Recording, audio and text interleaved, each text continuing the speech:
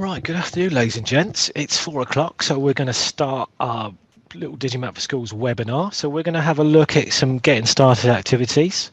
So this will be a kind of very brief tour of the service and some of the things you can do with it. There's an opportunity for you guys, if you are subscribers, you want to follow along with me, please do. But I'm going to be doing this on screen and walking you through some of the kind of things we can do with Digimap for Schools. Now, some potential links into your geography across the key stages. So to just introduce myself, my name's Darren Bailey. I work for the Ordnance Survey, and my role at Ordnance Survey is to help teachers and trainee teachers use our materials linked into the various curriculums and syllabuses, and primarily looking at geography, but also how we can use the service across the curriculum. So I'm going to come to the Digimap Schools website, which obviously you can see on the screen share we've got here, guys. So I'm just going to log in, and we're going to work our way on the screen, work through some ways that we can use the service, some basic stuff, and working our way through some complexity. So I'm going to start. We get a fantastic map of not just the UK, but of the whole world. So we get access to the whole world when we're looking at our mapping. So we can link in our European world into our geography as well. So let's start with some simple stuff. So I'm going to zoom in and look at some different scale maps. So I'm going to zoom in on the Ordnance Survey HQ, which we can see on the screen here. Hopefully everybody can hear me. There's just been a message come up into the chat that somebody can't hear me, but if anybody can't hear me, let me know. So I've come into the Ordnance Survey website, and we can see very detailed mapping of a location. And I can use the plus and minus bar on the right hand side to zoom in or zoom out. And I can also double click or use the roller on my mouse. So I'm just going to zoom in, and we'll get very detailed mapping down to the house numbers and house names in a locality. So a great place to start if you're key stage 1 with your local geography, looking at location and place. So what I'm going to do on my map, guys, is not only can we look at the maps, we can also look at aerial imagery. So I'm going to view the aerial imagery for the Ordnance Survey HQ. And our first task today is we're going to measure how big that is. So I'm going to use the area measurement tool over on our left-hand panel. And I'm going to click around what is the extent of the Ordnance Survey grounds. Very quickly clicking across these points. And I can very easily work out the size of that location. So when you're looking at your geography, you're looking at place and location, we'll look at how big your school footprint is, how big the local park is, etc., etc. We can use a tool that will show us the area of a particular grounds and location. In this case, looking at the Ordnance Survey HQ. And a nice little link into a little bit of maths, looking at area measurements. Now, I did mention, not only have we got the UK, we also have world mapping. So let's go on a little tour of Europe. I'm going to come over to Paris. So I'm going to focus on the Notre Dame building in Paris, so I can zoom right in on it. And as you can see, I'm getting very, very detailed maps for this particular location in Paris. For the whole of the UK and the world, you can get down to this kind of level of detail. So it links nicely into your world mapping. And what we're going to do is we're going to record the lat and long of Notre Dame Cathedral. So I'm going to come over to my tools on the left-hand side to the drawing panel. I'm going to come down to the final little tool under Draw and Create, which is our Place a Grid reference, or in this case, as we're in the world, the lat and long. And when I click on that point, I will be able to find the lat and long for a particular location. So when you're working with lat and long for world locations, you can very quickly click on this, but you can also collect British National Grid for when you're doing your 4 and 6 figures in the UK. Let's go and look at a nice element here for bringing in some local geography. I'm going to ping back to the Ordnance Survey HQ. And this time what I'm going to do, guys, I'm going to use a line drawing tool to draw some information. And we're going to use this potentially as a route. So I'm going to come over to our line drawing tool, which is over on Draw and Create. I'm going to click on my line drawing tool. I can choose what color line I would like to be and the kind of style. Let's have a dash line. And I'm going to quickly and easily plot a route. So this could be looking at how do your pupils travel from home to school. So I'm going to imagine this is where I go to school. I'm going to come across here. I'm going to go along the footpath as I go behind these houses. I'm going to come up here. I'm going to click around here and double click. So I can draw my route to school. So I can look at where do I go, where do I travel in my locality using these very detailed maps, looking at things like routes or walks in our locality. Now, to make this even more useful, guys, I'm going to come over to Draw and Create. The third tool across here is our measurement tool. So this time when I click on this one, I can choose if I want this metric or imperial. So I'm going to leave it on metric, and when I click on my line, I will get the measurement of how long that particular line is.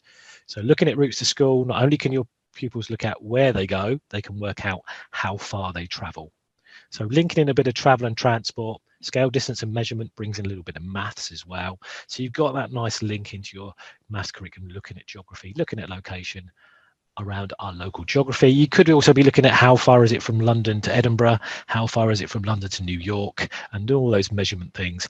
You could also link in nice little things like food miles, how far does food travel in a locality, using a line drawing tool and the measurement tool that goes with it. So let's go back to our world map. So I'm just going to restart my map so I can zoom right out. So our lovely world map shows us the world in a physical way. So we've got our physical map as our first view, which is our lovely Bartholomew's map. So I can see the Himalayas down here and the Rocky Mountains over in America. But we're going to look at some terminology that you'll find in the Key Stage 2 curriculum, which is looking at the major lines of latitude. So on the left-hand panel, I have an overlay option. And on my overlays, I can overlay on my map the Arctic and Antarctic Circle, but also the tropics and the equator. So the terminology you'll be using at Key Stage 2 Geography. We've got two views for the world. So I've got my physical view, but I also have my atlas view. So this will give me the individual countries and their outlines on the map. So one of the things we're going to look at here, guys, is how many countries does the equator cross? So we can see it goes through Ecuador, Colombia, Brazil, across to the Gabon, the Congo, the Democratic Congo, Uganda, Kenya. Then we come across to Malaysia, and we can see where that goes. So when you're bringing in that terminology, you can overlay those on top of your map. So really nice link into using that geographical terminology, looking at the world with a simple overlay on top of your map. In this case, looking at the tropics and the equator. So we're going to very quickly look at symbols. So I'm going to go to a well-known place in the UK. I'm going to go to Snowdon. So I'm going to find myself up in Snowdon. So we're going to look at symbols and symbolization, because obviously when you use maps, guys, you need to look at maps, and you also need to look at the symbols that are displayed on a map, particularly at Key Stage 2, when the use of Ordnance Survey symbols are introduced in the curriculum, looking at what those particular symbols show on your map. So I can see I've got some symbols in and around the high points around Snowdon. So I'm going to come over to the left-hand panel. The second little icon down is my key. So this will give you the legend for the scale of map you have on the screen. As you go through the different Ordnance Survey scales, there are unique symbols to those scales. So when you have that scale on the screen, you will have the symbol sheet that goes with that scale. So I want to look at what these particular 3 or 4 symbols are around Snowdon. So I'm going to come over to Tourism and Leisure, and I will see the first one I've got is a visitor centre. So I can identify that symbol. We can also see a preserved railway. And my star is my other tourist feature. So I can see these and these particular ones on my map. So we can use all of these symbols by using the symbolization on the key here, looking at what all those various symbols show in our location. So depending on which map scale you have on the screen, will dictate what symbol sheet you have, but it will be the relevant ones for the scale you have on the screen. So there's symbolization, so using all your Ordnance Survey symbols. What we're going to look at now is looking at grid references. So we pinged off to Paris and got the lat and long for a particular point in location. So we've got a couple of ways that we can use British National Grid. So looking at your 4-figure and 6-figure grid references. So I'm going to come over to overlays, and I'm going to overlay the British National Grid system. So this will overlay it in its entirety, so we can see where we get these coordinates from. So I'm just going to zoom in on Snowdon.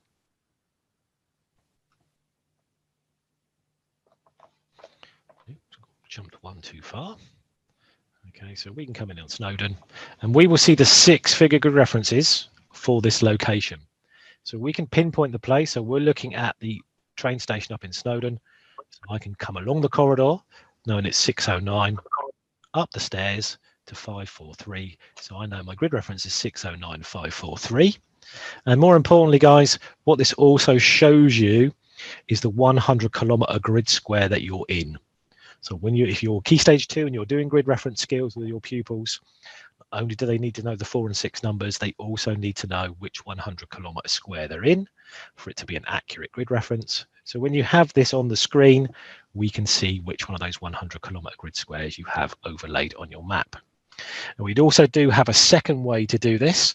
So we can access this by coming across to our drawing tools and using the same tool that we did when we found the Latin long for Paris, our grid reference tool. I can now click on the station and it will give me the grid reference for that point or locality.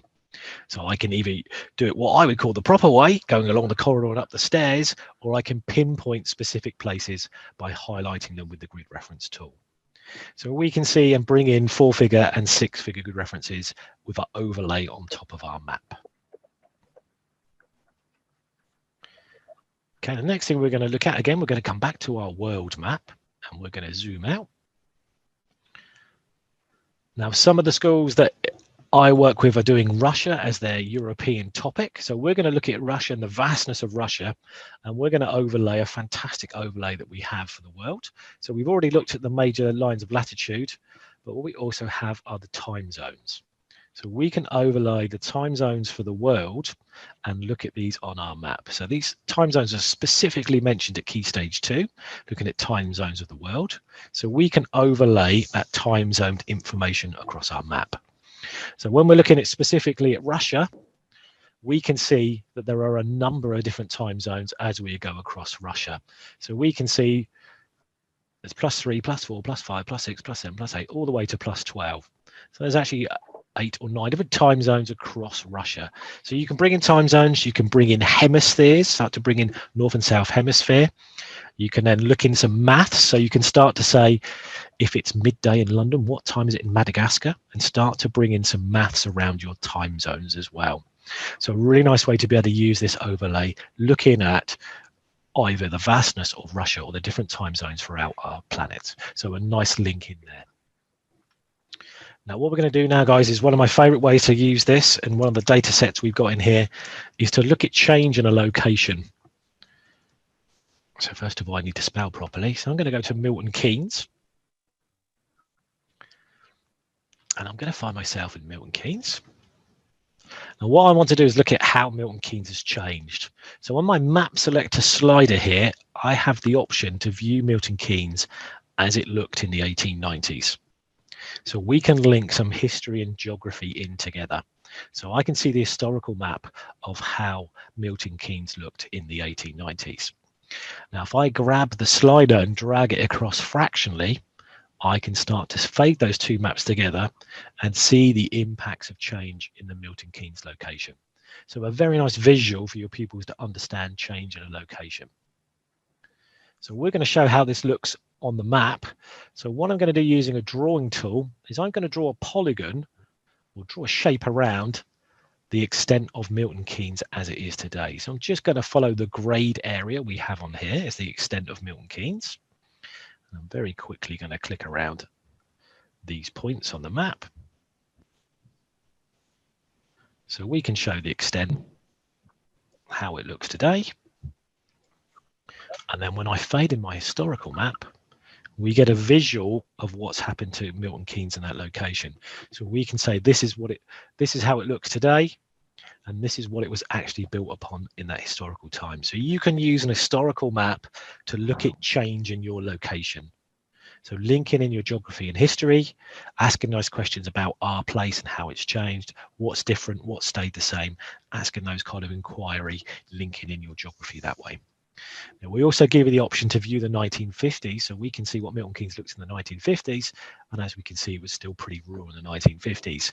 So you've got a couple of points to compare across that period of time looking at historical. So you've got the 1890s, you've got the 1950s, and you have today. So we can use that to look at change. So I'm going to change another option for change now. So looking at this time, we're going to look at a coastline. So I'm going to go up to a place called Cowden Sands up in the northeast of Yorkshire.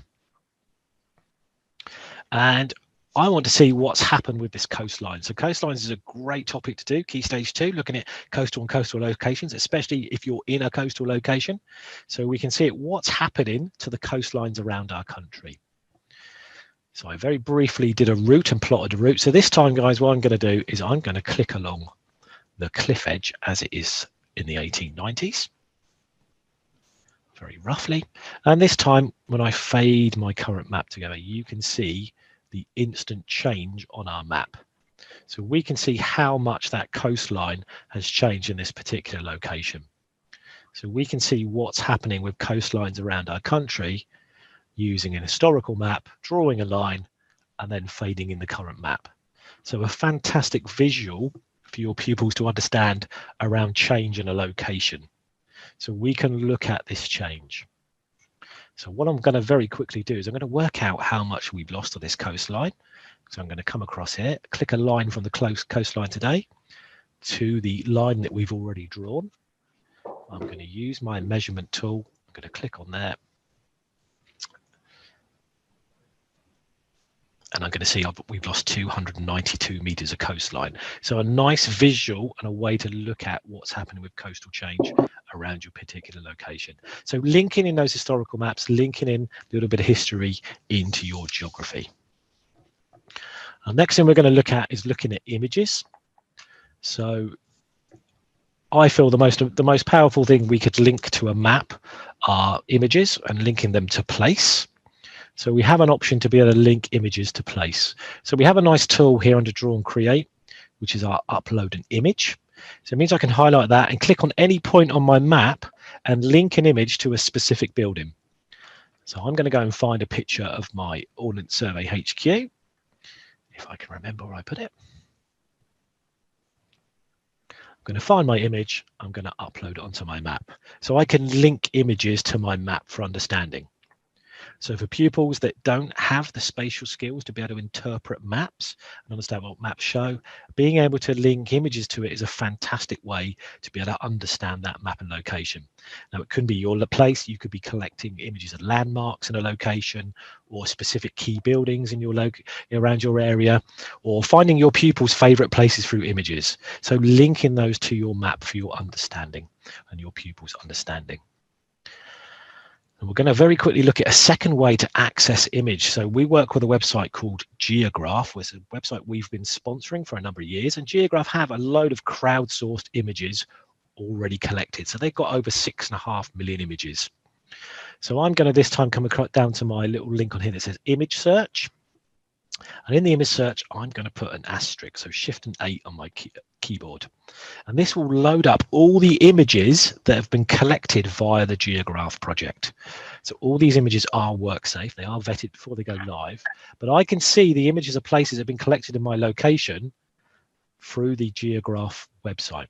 So we can look at all the images that people have crowdsourced and collected around a location. So I'm going to go and click on this one. So again, this is my image of the Ordnance Survey. So I can view an image of the Ordnance Survey. I get a little bit of metadata about when it was taken and who by, and the eastings and northings, and look at these images that have been collected. So a great way to explore your place is use these Geograph images to look at your location and look at the place around you. And it's also really good for exploring another place. So if you do rural and an urban location, looking at the two different ones, it's a great way to explore both using the map and these fantastic Geograph images that have already been collected and using them together. And it's great if you go on a field trip to a location, giving your pupils that perception of how it looks on a map and linking in the Geograph images as well, looking at place and location. What we also say, guys, is sign up to the Geograph website. It's free to do, and come and add to this fantastic project, looking at pictures in a location, getting your pupils out and get them to take images of their favorite place in a locality. Right, guys, so what we're going to look at now is using some data we've collected to create a map. So I'm just going to have to stop sharing the particular Digimap for Schools screen with you, and I'm going to have to share a spreadsheet with you. So this, what we're going to do, guys, we have a functionality in the service to be able to turn this spreadsheet into a map. Okay, so what we've got here is, this is around the Ordnance Survey HQ. I've collected the grid references of what we would call street furniture. So in and around the Ordnance Survey HQ, we have a number of logos and monuments and trees, etc., etc. So I've gone around with a group of Year 7 pupils, collected where these are using an app either called GridPoint GB if you're an iPhone user, or OS Locate if you're an Android user, collecting the grid reference and then giving it a simplified label to show the information I want to collect. So let's jump back to Digimap for Schools. So I'm going to take that spreadsheet of those coordinates and those points, and I'm going to add it to my map. So we're going to turn that, what will look like a load of coordinates, into a map. So now when I import my map and zoom in on the Ordnance Survey HQ, I will see all those points that I've collected. So this can be a very simple kind of data collection exercise around your school grounds. Again, your pupils to explore the geography of the school locality. You could be collecting things like the furniture that I've collected here. So we've got the monuments, the logos, and in this case, the trees. But it'll geo-references all those points. So a nice little way to do some field work just in your school locality, be collecting these points with either your mobile phone or potentially your tablet with those apps on, and creating a map using it this way. So I've got another example to show you of doing this, guys. So one that we created during lockdown was looking at the noise levels around a locality. So again, you could be doing this around your school grounds, using that same app, either GridPoint GB or OS Locate, and using another free app called Decibel X. It was just recording the sound levels in a location and then recording those on the map to see where we think the busiest roads are. So it could be, you know, who's got the noisiest house, where's the busiest road in our location, can we record the sound? Or you can be recording temperature or wind speeds in a location. So it's collecting data while you're in the field. So a nice way to be able to link that in. I'll show you one more map on the screen, guys, that I've pre-made. So using this tool not just as geography, but you've got history, you've got maths. Okay, how about a little bit of storytelling? So this is about telling a story using a map as a literacy tool. So telling a story. So this is my particular story of the Titanic. So lots of schools in Southern Hampshire will do something around the Titanic. So this is looking at the Titanic's journey and using the map to help tell you that story. So I can tell you where it left Belfast on the 2nd of April, when it travelled across to Southampton, when it left on its maiden voyage and its passengers and crew, when it arrived in Cherbourg, when it stopped in the Southern Island, and now I can tell you the point where it actually struck the iceberg and where it sunk. So it's using that map to tell a story. So you can link it into literacy. It can be storytelling about something like the Titanic, could be about change in a location. A particular favourite of mine is getting your pupils to tell you their story. So where have they lived? What other schools have they been to?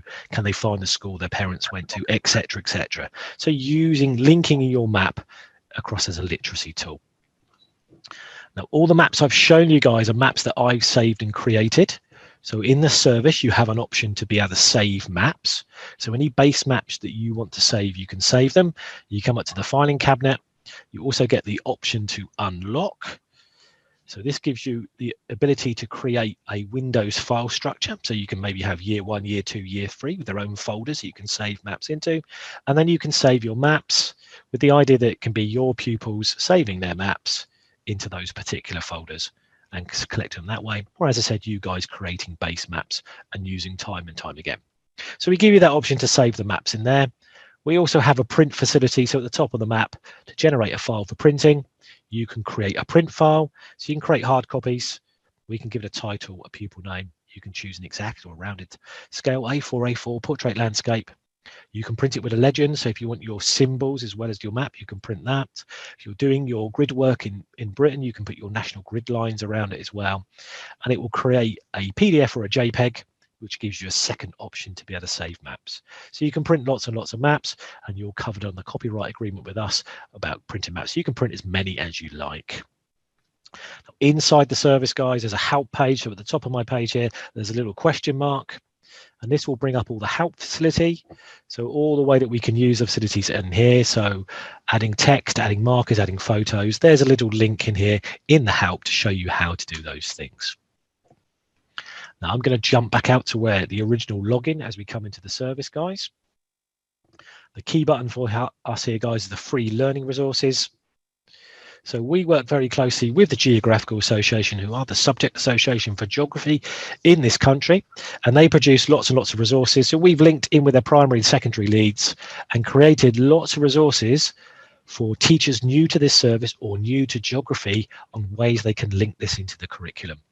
So we've got lots and lots of potential uses here for geography, or we can come up to the filter our results. We can choose by key stage 1 or 2, and then we can look at the cross curricular as well. So we're looking for ways that maybe we can link it into science, into history, into a bit of outdoor learning. We can find a way to do this. Let's go and take a look at one of these resources. So for instance, take a treasure hunt. So a nice one to do would be a treasure hunt around your school using Digimap for Schools. We get our link into the national curriculum, which is using 8 points of a compass, 4 and 6 figure references, using symbols and using Ordnance Survey maps. So there's an activity and a task for your pupils to do looking at a treasure hunt in your location. So we've made these generic enough that you should be able to take the information out of these and tailor them to your requirements of your location. So there's lots and lots of these very nice resources to use on the website. These are all free to access. You can come and access these if you need to. One document I'm going to point you to if you're primary is the progression in mapping guidance. So we have created, using a primary school specialist geographer, a progression guide for using maps and map skills from key stage 1 and 2, from year 1 to year 6, and where your pupils should be with these map skills as they go through the second primary curriculum. So a very useful document to give you that progression guidance. I haven't found too many other documents like this on that's out there for people to use. So come and have a look at this one. It's a really useful document, guys. Now I'm going to jump back to the homepage, and I'm going to finish showing you a couple of links. The first one we got at the top here is a YouTube link. So we've created lots and lots of videos to show you how to do things. So there will be a video working through all the things that I have quickly whizzed through that you can come through at your own leisure and work your way through these videos. This is a great way to remind you of how to do things, but also a nice way to introduce it to your staff. So we've got a little video on British National Grid, which we did, your time zone maps. We've got using the Geograph images, linking our own images in, creating land use maps, etc., etc. So little bite-sized videos that you can come in and use to refresh your own memory, or to use it to introduce it to other members of staff in your school. And the final thing, guys, in our little half-an-hour journey around Digimap for Schools is our Twitter link. Okay, now you might not be a huge user of Twitter, but this is the media that teachers are telling us about how they're using this particular service in the classroom. So these are peer-to-peer ideas. So looking through this, I will be able to find an idea that you could potentially take and use in the classroom. So this is year 2 pupils with a video call from their mayor up in Bury there. We've got year 4 looking at historical maps. We've got our year 3s here using Digimap for Schools. Got year 4s here looking at North America. So there will be an idea that you guys can have a look through on this particular link using Twitter, and an idea that we can share with other people and you may be able to take and use in the classroom. So at your leisure, please do have a look through this and see if you can find some ideas that you can take away and use. And turning it back to you guys as well, if you're using the service and you come up with a fantastic idea and your pupils have really enjoyed using it, tweet and tell us about it. And we can share this idea or your idea with other schools around the country and the rest of the Digimap for Schools community. If you come along to the webinar today, we will be running some more webinars in the new year. So this one was a very quick one about getting started and looking at some very quick ideas how you can get up and running. We will be running some more in the new year, looking at some more detailed looks at particular topics or subjects you want to cover. So look out for those. They will be coming up on the webinar link here when you come and look at the website. So as I said, guys, a very brief and quick look at Digimap for Schools, some very quick and easy ideas that you can introduce it with your pupils. This video has been recorded and will be posted up on the website or the webinars link. So if you want to have another look back through it, please do. As I said, my name's been Darren Bailey. I'm from the Ordnance Survey. I've done my little half an hour. So there will be future ones more webinars in the future. But what I will do, guys, if anybody's got any questions, please pop them in the chat. I'll hang around for a couple of minutes to answer your questions. And if you're not going to ask any questions, guys, I hope that's given you a very quick and easy introduction in how to link in some ideas with Digimap for Schools.